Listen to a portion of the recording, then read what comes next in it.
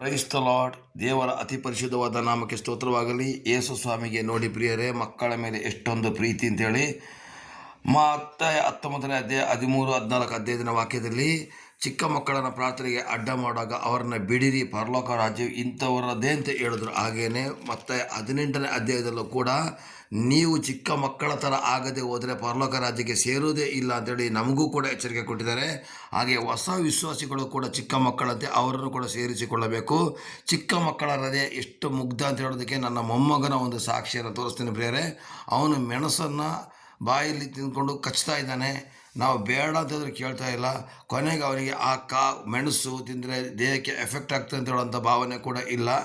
ತಿಂತಾನೆ ಪ್ರಿಯರೇ. ಆದರೆ ಅವನು ಏನು ಮಾಡ್ತಾನೆ, ಅದನ್ನು ನಾನು ತಿನ್ನಬೇಡದ ಕಿತ್ಕೊಂಡಾಗ ಅವನು ಯಾವ ಥರ ಅಳ್ತಾನೆ ಅಂತ ನೋಡಿ ಕೊನೆಗೆ ಅವನಿಗೆ ಕೊಟ್ಟಾಗ ತೃಪ್ತಿ ಆಗ್ತದೆ. ಇದರ ಅರ್ಥ ಏನಂತಂದರೆ, ಚಿಕ್ಕ ಮಕ್ಕಳಿಗೆ ಒಳ್ಳೇದು ಯಾವುದು ಕೆಟ್ಟದ್ದು ಯಾವುದನ್ನು ಗೊತ್ತಿಲ್ಲ, ಆದರೆ ನಾವು ಅದನ್ನು ಕಲಿಸಿಕೊಡ್ಬೇಕಾಗಿದೆ. ಹಾಗೇನೆ ಚಿಕ್ಕ ಮಕ್ಕಳಿಗೆ ಒಳ್ಳೇದು ಮತ್ತು ಕೆಟ್ಟದ ಅರಿವು ಯಾವ ಥರ ಇರೋದಿಲ್ಲ. ಹಾಗೆ ನಮ್ಮ ಮನಸ್ಸು ಕೂಡ ಮುಗ್ಧ ಮನಸ್ಸಾಗಿರ್ಬೇಕು. ಆದಮನು ಕೂಡ ಪಾಪ ಮಾಡೋದಕ್ಕಿಂತ ಮೊದಲು ಮುಗ್ಧ ಮನಸ್ಸಿನವನಾಗಿದ್ದ.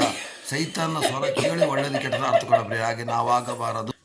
ನಮ್ಮ ಮನಸ್ಸನ್ನು ಕೂಡ ಚಿಕ್ಕ ಮಕ್ಕಳಂತೆ ಮಾಡಿಕೊಂಡು ದೇವರ ರಾಜ್ಯಕ್ಕೆ ಸೇರುವ ದೇವರು ನಿಮ್ಮನ್ನು ಆಶೀರ್ವದಿಸಲಿ. ಆಮೇನ್.